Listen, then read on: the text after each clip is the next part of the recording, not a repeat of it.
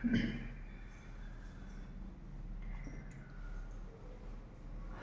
વિદ્યાર્થી મિત્રો, તો આપણે યુટ્યુબ ચેનલમાં આપ સૌ મિત્રોનું હાર્દિક સ્વાગત છે।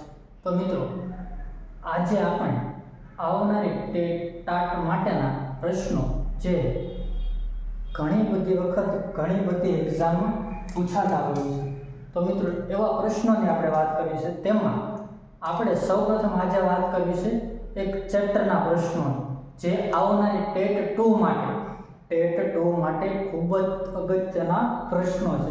તેમાં આપણે એક ચેપ્ટરની વાત કરવી છે જેમાં પ્રાણીઓમાં પોષણ જે ચેપ્ટર છે આપણું તેના MCQ ના પ્રશ્નો વિશે આપણે વાત કરવી છે, જેમાં MCQ ના પ્રશ્નો અને તેમની સમજૂતી પણ આપણે આ લેક્ચરમાં લઈશું। તો એમાં સૌપ્રથમ આપણે થોડા ઘણા પહેલા પ્રશ્નો જોઈ લઈએ।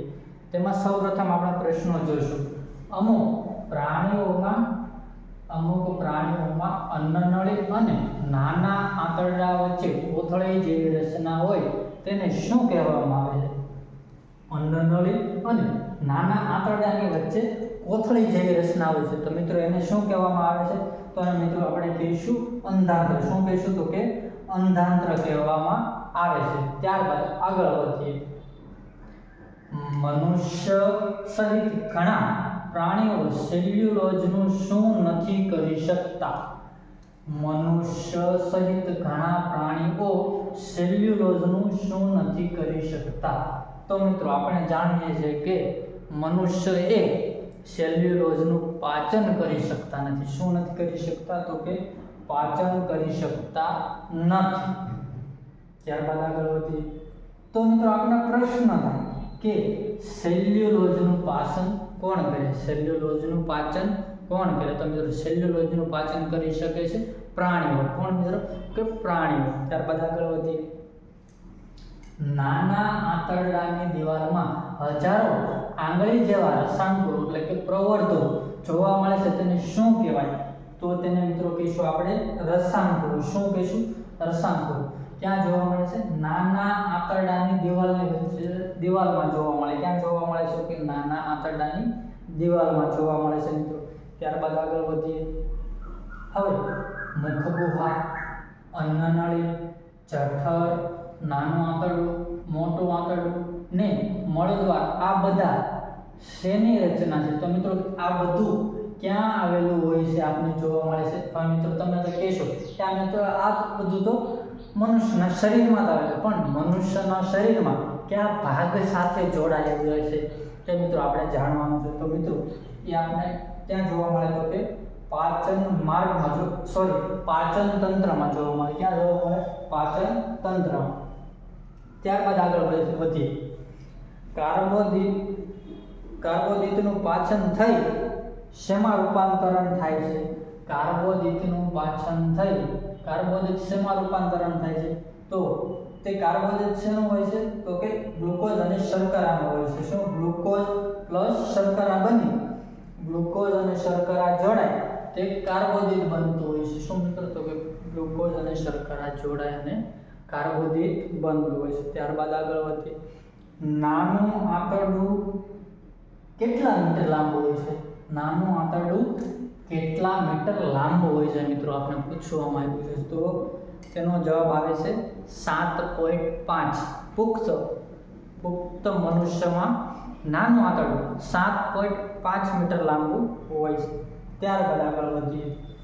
શોષાયેલો ખોરાક શરીર માટે જરૂરી પ્રોટીન જેવા જટિલ ઘટકોના બંધારણમાં વપરાય તેને શું કહેવામાં આવે છે? શોષાયેલો ખોરાક શરીર માટે જરૂરી પ્રોટીન જેવા જટિલ ઘટકોના બંધારણમાં વપરાય તેને શું કહેવામાં આવે છે? જે જટિલ ઘટકો પ્રોટીનના બંધારણમાં જે વપરાય છે તેને મિત્રો આપણે શું કહીશું? તો કે સ્વાંગીકરણ। શું કહીશું? સ્વાંગીકરણ મિત્રો કહેવામાં આવે છે। જે ભારે એટલે કે જટિલ ઘટકો હોય જેવા કે પ્રોટીન તેમના બંધારણમાં વપરાતા હોય છે। ત્યારબાદ આગળ વધીએ। સ્ટાર્ચ જેવા કાર્બોદિતનું પાચન ક્યાં શરૂ થાય છે? સ્ટાર્ચનું પાચન ક્યાંથી શરૂ થાય છે એવું આપણે અહીંયા પૂછવામાં આવ્યું છે। શું પૂછવામાં આવ્યું? તો કે સ્ટાર્ચનું પાચન ક્યાંથી થાય છે? તો એમાં જઠર, આંતરડું, મુખગુહા કે નાનું આંતરડું ક્યાંથી શરૂ થાય છે? સ્ટાર્ચનું પાચન ટૂંકમાં ક્યાંથી શરૂ થાય છે તે આપણે પૂછવામાં આવ્યું છે. તો મિત્રો એમાં જવાબ આવશે મુખગુહા. શું જવાબ આવશે? મુખગુહાથી સ્ટાર્ચ જેવા કાર્બોદિત પદાર્થનું પાચન થાય છે. ત્યારબાદ આગળ વધીએ. અપાચિત વધેલો ખોરાક કોના દ્વારા શરીરમાંથી બહાર ફેંકાય છે? તો મિત્રો અન્નદાની, આમાશય, કોષ કેન્દ્ર કે રસદાની? થોડોક કન્ફ્યુઝન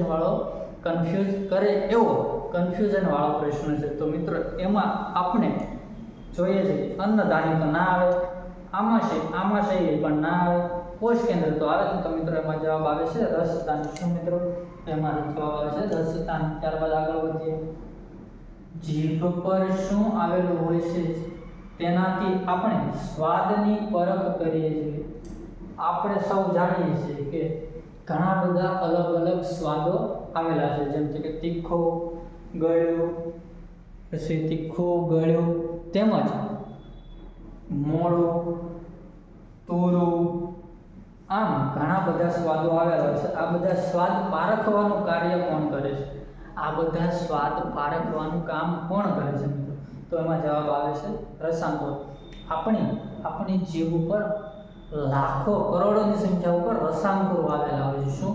રસાંકોરો, જે સ્વાદ પારખવાનું કાર્ય કરે. શું કરે? તો કે સ્વાદ પારખવાનું કાર્ય કરે છે. ત્યારબાદ આગળ વધીએ.